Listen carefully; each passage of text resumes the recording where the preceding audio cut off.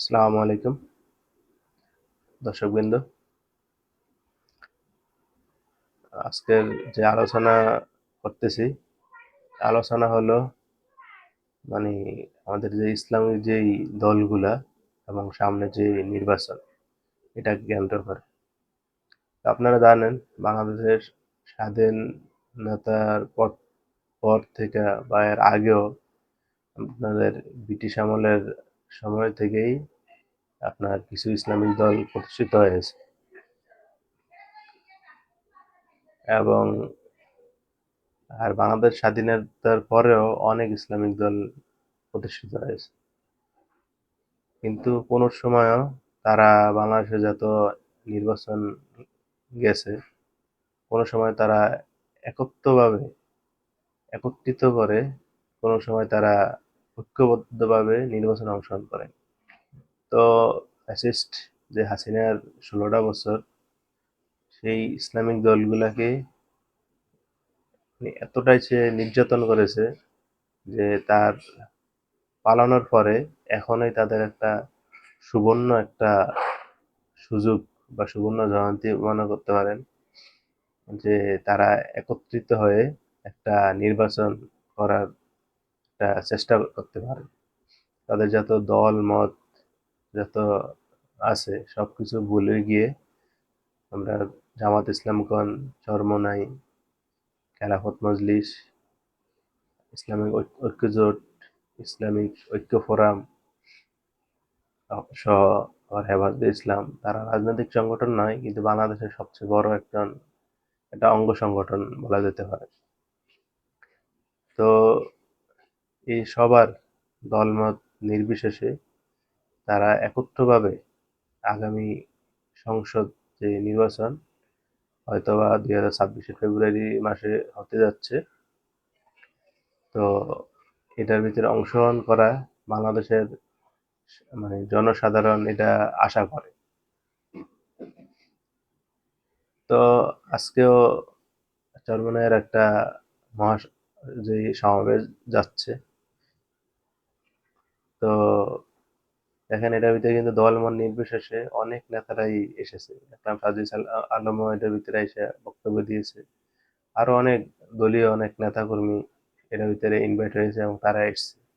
হয়তো এই দলের সাথে এক না, কিন্তু ইসলামিককে ভালোবেসে বা তারা আইসা জুলাই যে গণ আন্দোলনের যেই স্টেক হোল্ডার হিসাবে তারা আইসা হয়তো কিছু বক্তব্য আলোচনা পেশ করেছে।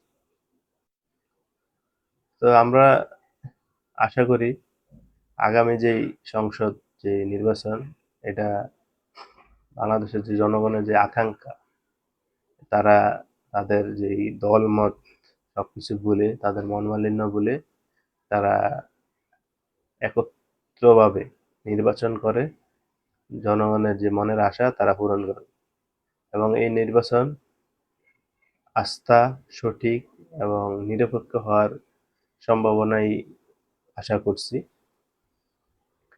আর এই নিরপেক্ষ নির্বাচন হলেই অবশ্য অনেক লোক ভাবতেছে এইবার বিএনপির সাথে তুমুল প্রতিদ্বন্দ্বিতা হবে ইসলামিক যেই দলগুলোর সাথে,